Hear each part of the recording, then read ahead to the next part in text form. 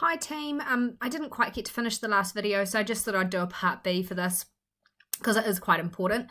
So just so you can see here, this is the periodic table, but placed on top of it is actually put where the valence electrons of each element are, and we start to see a pattern, and it's a really useful pattern.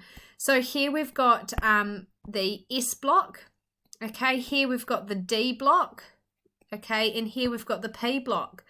So we know that there are 3p orbitals in whichever energy level. So if there are 3p orbitals, that's a total of 6 electrons. And that's how come you can count 1, 2, 3, 4, 5, 6. We know that there are 5d orbitals, whichever energy level. So 5 times 2 makes, that should be an equals, makes 10 electrons. And that's why we can go 1, 2, 3, 4, 5, 6, 7, 8, 9, 10. And here we've got the S block, and we know that there's always just one S orbital, whichever energy level, and so therefore there's 1 and 2 there. Isn't that awesome? And so we can actually use this to predict the valence electrons of an element. So I'm going to flick to the next slide, which is your periodic table that you see in your exam. And following that, so this, just a reminder, so this is S, by the way. These two are S, and they're kind of over here. Remembering they're non-metals, which is why they're moved across. But here's your S, 1 and 2. So that's your S. Here's your D. Okay, and here is your P. So for instance, if we were looking at, say, chlorine, we can predict chlorine's valence electrons because chlorine is in energy level 1, 2, 3, because it's in period 3. Okay, so it's going to be 3 something at the end. And you can see here, because this is the P block, 1, 2, 3, 4, 5. So chlorine's valence electrons are going to be 3p5. How awesome, okay? And so down here, with vanadium, for instance, it's the D block. It's 1, 2, 3 in. Okay, it's energy level 4. Now this is where, even though it's energy level 4, we've got to remember that rule. This is the one thing to note, is that the 4s, if you remember from earlier, is filled before the 3d. So you're probably wondering why energy level 3 had 18 electrons. It's because energy level 3 are these two, these 6, and then this top row, the 3Ds, they're considered energy level 3 despite the fact that they're written in energy level 4. So we fill 4s and then we fill the 3D, and then it carries on to 4p. So these are 4p still, and that's how it works. Okay, so just to go back over the vanadium question, so because we've got to remember the 3D are filled after the 4s, so here's 4s 1 and 2, and then it's 3d, so therefore this would be 3d3 is where the valence electrons are. So hopefully that's making sense. So let's do a task really quickly to make sure we've got how to do electron configuration. So beryllium, the atom's got 4 electrons, which means its first energy level will be filled, 1 s orbital in that, and then its second energy level's only got an s orbital, and that would be full, making a total of 4 electrons. You do have to practice these. Let's do nitrogen, 7 electrons, so 1s2, 2s2, and that leaves us with 2p3. So remembering the order of filling, okay, it goes 1s, then it goes 2s, then it goes 2p, okay, then it goes 3s, 3p, then it goes 4s, 3d, and then it goes 4p. So that's the order of filling, okay? It gets easier the more you practice it, okay? So let's try sulfur with 16 electrons. So 1s2, 2s2, 2p6. So that's 10 electrons, okay? So we're up to the end of here now. So then 3s2, and then how many have we used? We've used 12, so it's going to be 3p4.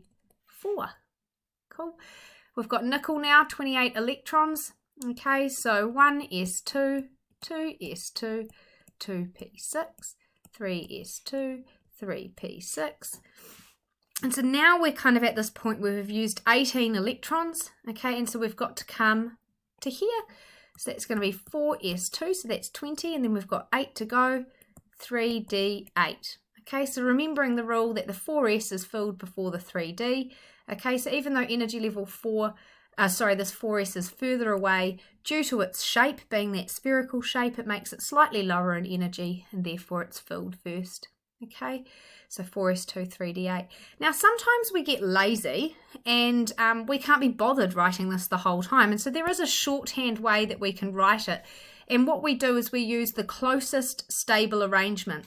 Now just flicking back a slide, there's only one group in the entire periodic table which are considered stable because they've got full valence shells, and that's group 18. So what we can do is we can use these stable elements, helium, neon, argon, you won't really go any further than that, to make life easier instead of drawing things out all the time. So helium's electron configuration is 1s2. Neon's is 1s2, 2s2, 2p6.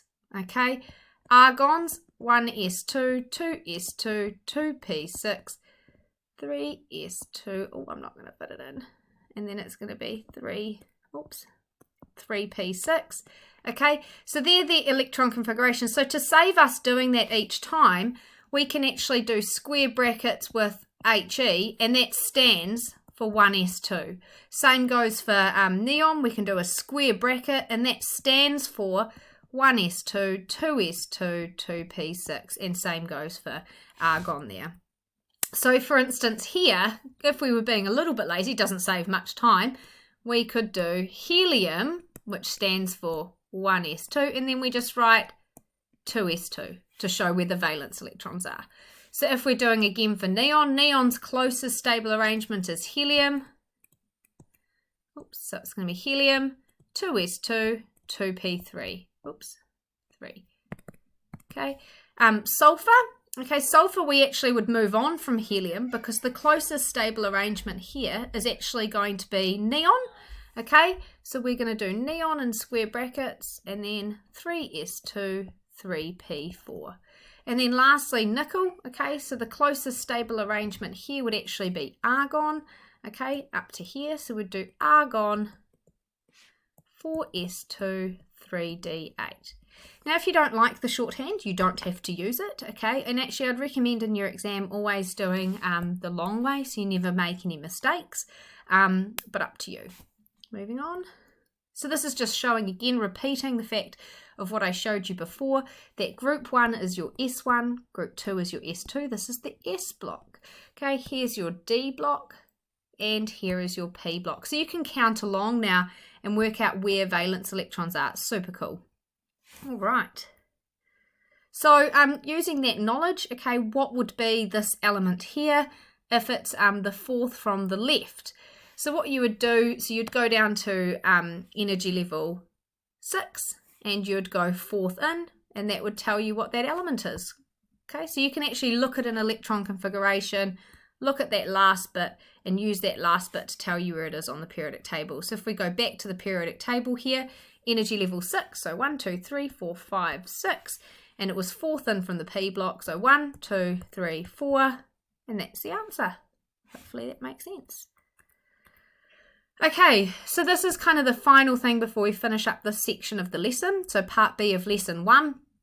And so you're probably wondering, like, about this, here's 1s and here's 2s and here's 2p. So it's really important to note that electrons can't exist in the spaces between these orbitals. So what does that actually mean? It means if we're looking at these areas, these orbitals, an electron is going to be found, you can't find an electron outside of that area.